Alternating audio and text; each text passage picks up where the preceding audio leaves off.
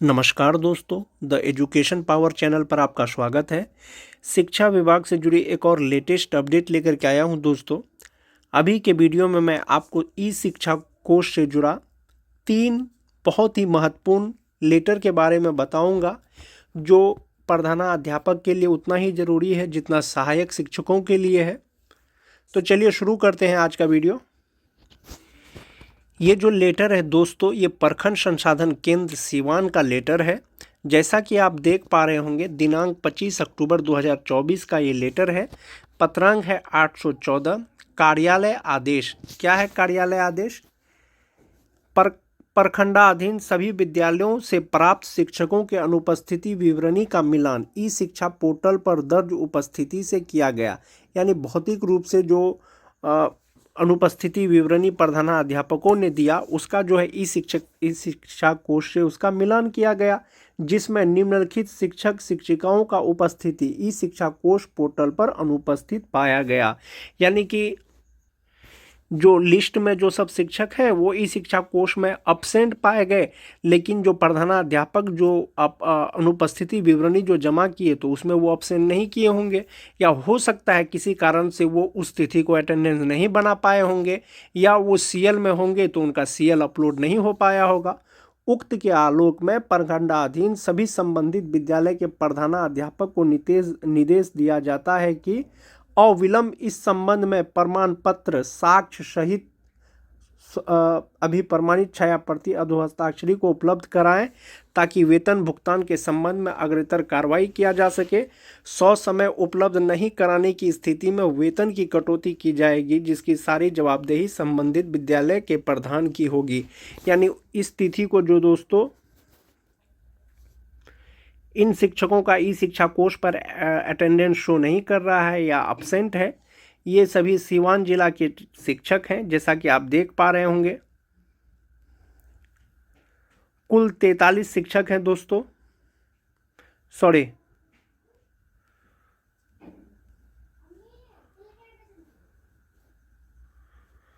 कुल 140 ऐसे शिक्षक हैं जिनका अलग अलग तिथि को जो है अटेंडेंस शो नहीं कर रहा है या अब्सेंट शो कर रहा है। जैसा कि आप सभी जानते हैं, शिक्षा विभाग बिहार सरकार के आदेशानुसार 1 अक्टूबर 2024 से सभी शिक्षकों का वेतन का भुगतान ई शिक्षा कोष पोर्टल पर अटेंडेंस के आधार पर किया जाना है। और जो रिसेंट का एक लेटर है दोस्तों, वो 2 लेटर मैं और आपको दिखाऊंगा, जिसमें कहा गया है कि अगर ई शिक्षा कोष में किसी कारण से आप अटेंडेंस नहीं बना पाए हैं, तो जो भौतिक आपने अटेंडेंस बनाया है यानी अटेंडेंस पंजी में, उसके आधार पर वेतन का भुगतान किया जा सकता है। तो ये जो शिक्षक है दोस्तों, 140 शिक्षक, इनके प्रधानाध्यापक को जो है एक प्रमाण पत्र साइन करके देना है कि ई शिक्षा कोष के अनुसार जो है इसका अटेंडेंस सही है, इनके वेतन का भुगतान किया जा सकता है। प्रधानाध्यापकों को इस तरह का प्रमाण पत्र देना है। कार्यालय, प्राथमिक विद्यालय, मध्य विद्यालय, माध्यमिक विद्यालय, उच्च माध्यमिक विद्यालय, विद्यालय का नाम होगा। प्रमाण पत्र प्रमाणित किया जाता है कि इस विद्यालय में बीपीएससी टीआरई 1 एवं बीपीएससी टीआरई 2 अंतर्गत कार्यरत विद्यालय अध्यापक का माह अक्टूबर 2024 का अनुपस्थिति विवरणी ई शिक्षा कोष पोर्टल से मिलान कर एवं वास्तविक स्थिति के आधार पर निर्गत किया गया है। तो ये सभी प्रधानाध्यापक को यहाँ पर साइन और अपना मुहर मार करके देना पड़ेगा। उसी तरह से जो नियोजित शिक्षक हैं उनके लिए यहाँ पर लिखा गया है दोस्तों, पंचायती राज संस्था, नगर निकाय संस्था अंतर्गत नियुक्त कार्यरत पंचायत प्रखंड शिक्षक का जो है ई शिक्षा कोष और जो भौतिक उपस्थिति है उसके आधार पर वेतन भुगतान किया जा सकता है।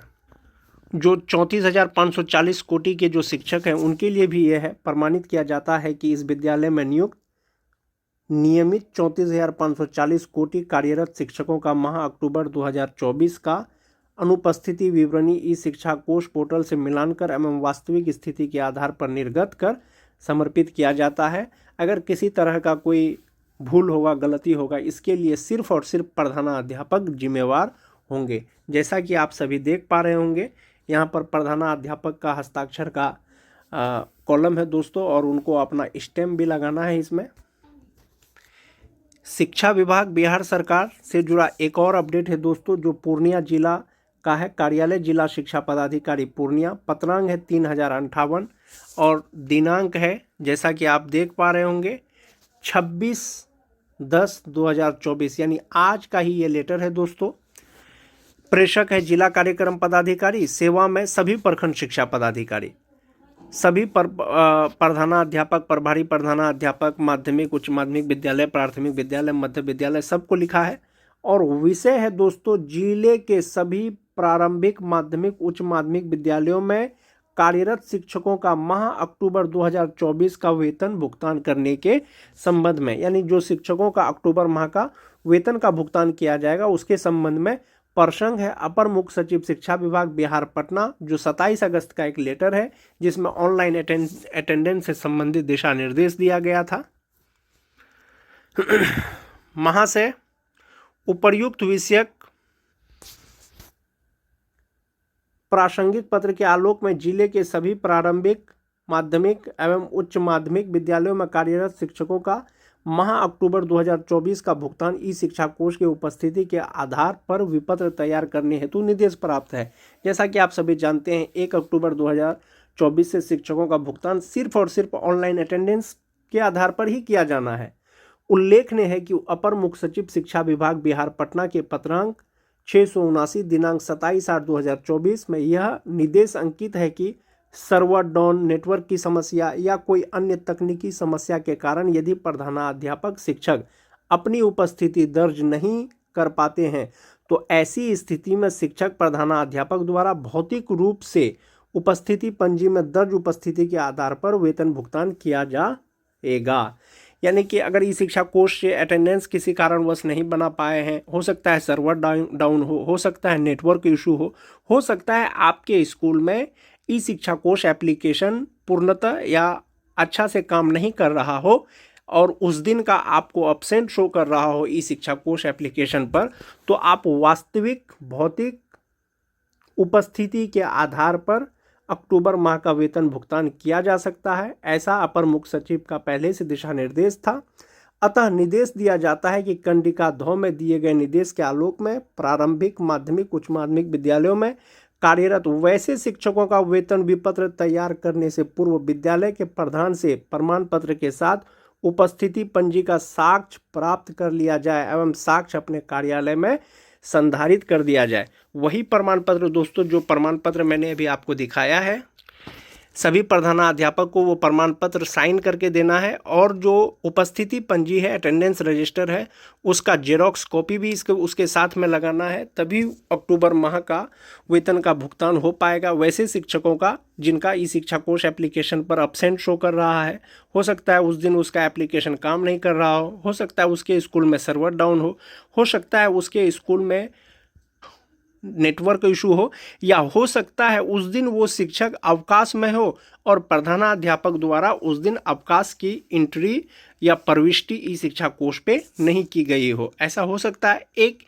इसी तरह का गया जिला का लेटर है दोस्तों, मैं वो भी आपको दिखाऊंगा।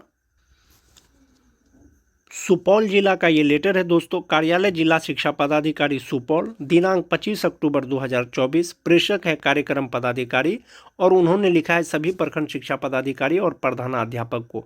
विषय वही है दोस्तों, जीओबी या एसएसए से नियोजित या नियमित शिक्षकों का माह अक्टूबर 2024 का वेतन भुगतान करने के संबंध में। उपर्युक्त विषय संबंध में अंकित करना है कि एसएसए से आच्छादित नियोजित नियमित शिक्षकों को माह अक्टूबर का वेतन भुगतान ई शिक्षा कोष पर उपस्थिति के आधार पर विपत्र तैयार करने हेतु निर्देश दिया गया था। अंकनीय है कि अपर मुख्य सचिव शिक्षा विभाग पटना के पत्रांक 679 दिनांक 27/8/2024 के कंडिका धौ में यह अंकित है कि सर्वर डाउन, नेटवर्क की समस्या या कोई अन्य तकनीकी समस्या के कारण यदि प्रधानाध्यापक शिक्षक अपनी उपस्थिति दर्ज नहीं कर पा रहे हैं तो ऐसी स्थिति में शिक्षक द्वारा भौतिक रूप से उपस्थिति पंजी में दर्ज उपस्थिति के आधार पर वेतन भुगतान किया जाएगा। ऐसा अपर मुख्य सचिव का आदेश है पहले से। अतएव निर्देश दिया जाता है कि उक्त कंडिका धौ में दिए गए निर्देश के आलोक में जीओबी एसएसए संबंधित ऐसे शिक्षकों का वेतन विपत्र तैयार करने से पूर्व संबंधित विद्यालय के प्रभारी प्रधानाध्यापक से प्रमाण पत्र के साथ उपस्थिति पंजिका साक्ष्य प्राप्त कर लिया जाए एवं साक्ष्य अपने कार्यालय में संधारित किया जाए। यानी प्रधानाध्यापक से उपस्थिति पंजिका जेरोक्स कॉपी लेना है और साथ ही साथ जो प्रमाण पत्र लेना वो ये है दोस्तों, इसी तरह का प्रिंट में उनसे जो है लिखा लेना है प्रधानाध्यापक से, या एक कागज़ में वो इस तरह का प्रमाण पत्र लिख के देंगे कि उनका जो ई शिक्षा कोश पोर्टल से मिलान किया गया और वास्तविक में भी बराबर है। या हो सकता है ई शिक्षा कोश में जो ऑप्शन शो कर रहा हो, एप्लीकेशन उस दिन काम नहीं कर रहा था और उन्होंने अटेंडेंस यहाँ पर बनाया था। ये प्रमाण पत्र देना है, तभी वैसे शिक्षकों का वेतन भुगतान किया जा सकेगा दोस्तों जिनका अक्टूबर माह में एब्सेंट शो कर रहा है। आज के वीडियो में बस इतना ही। धन्यवाद। वीडियो अच्छी लगी तो दोस्तों लाइक और शेयर जरूर कर दें, और जो लोग मेरे चैनल को सब्सक्राइब नहीं किए कृपया सब्सक्राइब कर लें और बेल आइकन को जरूर दबा दें ताकि शिक्षा विभाग बिहार सरकार से जुड़ी कोई भी जानकारी आपको समय पे मिल सके। धन्यवाद।